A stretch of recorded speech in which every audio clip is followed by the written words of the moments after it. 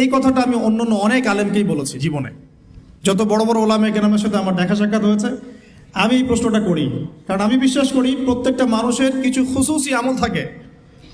কেউ রোজা রাখে অনেক বেশি, কেউ নামাজ পড়ে অনেক বেশি, কেউ তেলাওয়াত করে অনেক বেশি, কেউ জিকির করে অনেক বেশি, কেউ পড়াশোনা করে অনেক বেশি। খুসুসি আমল যেটা আল্লাহ রাব্বুল আলামিনের কাছে পৌঁছে যায়, এর ওসিলায় আল্লাহ পাক তাকে মর্যাদা দান করেন। খুসুসি আমল আছে কেন? আমাদের নবী সাল্লাল্লাহু আলাইহি ওয়াসাল্লামের খুসুসি আমল বলুন দেখি।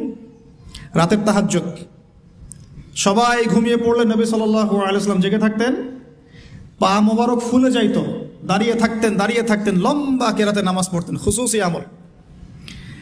দাউদ আলাইহিস সালামের খুসুসি আমল ছিল রোজা রাখতেন একদিন পর পর, খুসুসি আমল। এরকম এক এক সাহাবীর এক এক নবীর এক এক সাহাবীর খুসুসি কিছু আমল আছে। আবু বকর রাদিয়াল্লাহু আনহুর খুসুসি আমল কয়জন জানেন? ফজরের নামাজ পড়ে তিনি দূরে কোথাও চলে যেতেন।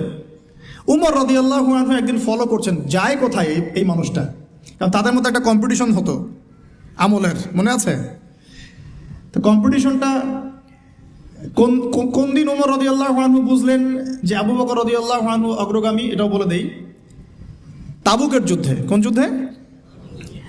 ইসলামের যুদ্ধেরও বিধান আছে, কিন্তু এখনকার প্রোটেস্ট্যান্ট ইসলাম আবার ওটা কাট করে ফেলছে আর কি। এখনকার প্রোটেস্ট্যান্ট ভার্সন অফ ইসলামে আছে নামাজ, রোজা, হজ, যাকাত। জিহাদ আউট অফ কন্টেক্সট, ওটা নাই। ওটার আবার অনেক ব্যাখ্যা করা হয়েছে তালগোল পাকিয়ে, যে ওই দিকে যাচ্ছি না। তো পুরো কনসেপ্টটা ক্লিয়ার রাখবো ইনশাল্লাহ। কোরআন সুন্নাহয় সবই আছে, পরিবেশ পরিস্থিতি প্রেক্ষাপট বিবেচনায় পদক্ষেপ নিতে হবে, নাকি? কেউ অন্যায়ভাবে কোনো মেয়েকে ধর্ষণ করছে, নাউজুবিল্লাহ, আপনার চোখের সামনে পড়ে গেল, আপনি কি তাকে দাওয়াত দিবেন, ভাই ধর্ষণ করিয়েন না প্লিজ, রিকোয়েস্ট করতেছি ভাই আল্লাহর ওয়াস্তে ধর্ষণ করিয়েন না, এই কথা বলবেন? আপনার সামর্থ্য থাকলে আপনি হাত দিয়ে প্রতিহত করবেন, পিটুনি দিবেন, কেসের আওতায় আনবেন, আইনের আওতায় নিয়ে আসবেন, মৃত্যুদণ্ড দিবেন, এই তো করবেন। এই মা বোনরা যদি আমাদের কেউ হয় নাউজুবিল্লাহ, তখন আপনার এগ্রেশন কেমন হবে? তার মানে পরিবেশ পরিস্থিতি প্রেক্ষাপট বিবেচনায় বিধান প্রয়োগ করতে হবে। তো ইসলামে পরিপূর্ণ বিধানই আছে, এই কনসেপ্টটা ক্লিয়ার রাখবো। তারপরে যেটা বলছিলাম যে তাবুকের যুদ্ধে নবী সাল্লাল্লাহু আলাইহি ওয়াসাল্লাম বললেন যে তোমাদের যা যা সম্পদ আছে আল্লাহর রাস্তায় নিয়ে আসো, কারণ তাবুক যুদ্ধের সফর অনেক লম্বা ছিল, অনেক লম্বা, পায়ে হেঁটে প্রায় 1-1.5 মাস যেতে হয়েছে।